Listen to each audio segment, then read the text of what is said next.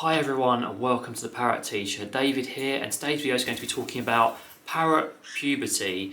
It's a topic you see an awful lot discussed on forums and amongst bird owners because it can be a very difficult time for bird owners. So I'm going to talk all about it, how long it lasts, when it usually occurs, what normally happens during it, although you guys are probably familiar with that already, and some things you can do to maybe help mitigate it. So just like us, parrots do go through a form of puberty when they reach sexual maturity and they sort of shed their babyish behaviours and habits and go out into the wild, so to speak, and start acting like adults. With most parrots, this can vary. It does vary on an individual basis, but as a guideline for you, for smaller parrots, it's between 1 and 2 years old, and for mediums, about 3 and 4. Some large parrots, it can even take up to 7 years to reach the puberty stage. How long does it last? Again, that varies. I'd say the average is about a year. For small parrots, there's an expression called a terrible twos. Just like with humans, you have the toddler terrible twos, you have it with our small parrots as well. So it does tend to last a year, but it can last longer as well. And it can be a bit of a frustrating time and confusing time for your bird and for you as a parrot owner too. Just like us, teenagers or parrot equivalent teenagers can be quite annoying or difficult. Sorry to any teenagers watching, I was there as well. You can see all sorts of behavioural changes, and it's something that all parrots just have to go through. It's just part of their life cycle.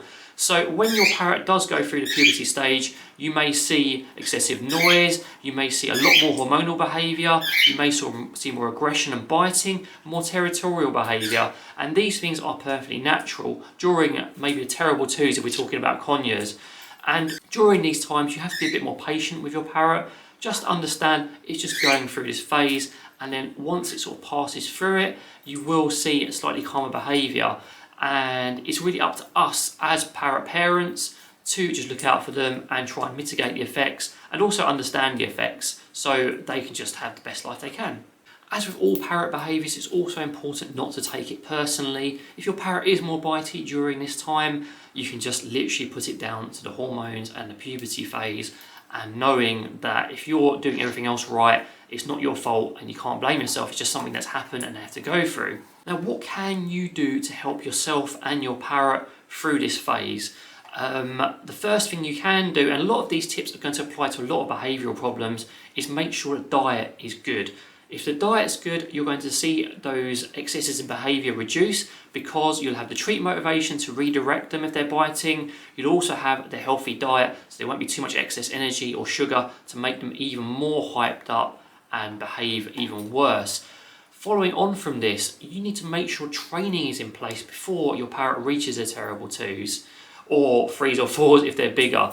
You need to make sure that when they're smaller, you've got all that core training in place. That means target training, that means all that bonding, that means knowing what their favourite treats are, that means getting everything ready, including soft targeting, because when you get your parrot trained with that as a baby, it makes your life so much easier later. So when your parrot is biting, their bite force will be reduced, you'll be able to redirect them away, you'll be able to get them back in their cage if they need to go back in there without as much fuss, and you'll be able to just continue having all the fun interactions with your parrot despite the fact they may be having a little bit more of a difficulty in there with their hormones and other aspects, because you'll have everything in place before that hormonal phase even starts.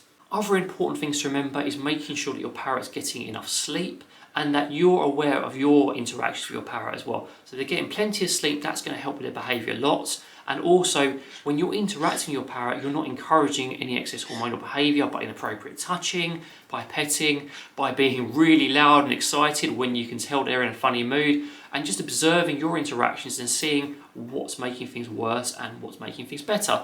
Again, this is common sense advice that applies to a lot of problems, but when your parrot is in that phase, it does help a lot too. Finally, knowing that it is just a phase, and if you are doing everything right, that your parrot will sail through it. It may be completely painless, it may be really bad, it's just every parrot's an individual, and then once they go through it, they won't be exactly the same, because when we go through our teenage years, we change fundamentally. They'll still be your bird, they'll still have their personality and all their quirks, but they may be a bit more mature, a little bit more calm, and they may react to things slightly differently. Their treat taste may even change, so it's important to remember that and do regular treat hierarchy tests with your parrot so you're staying on top of their treat motivation.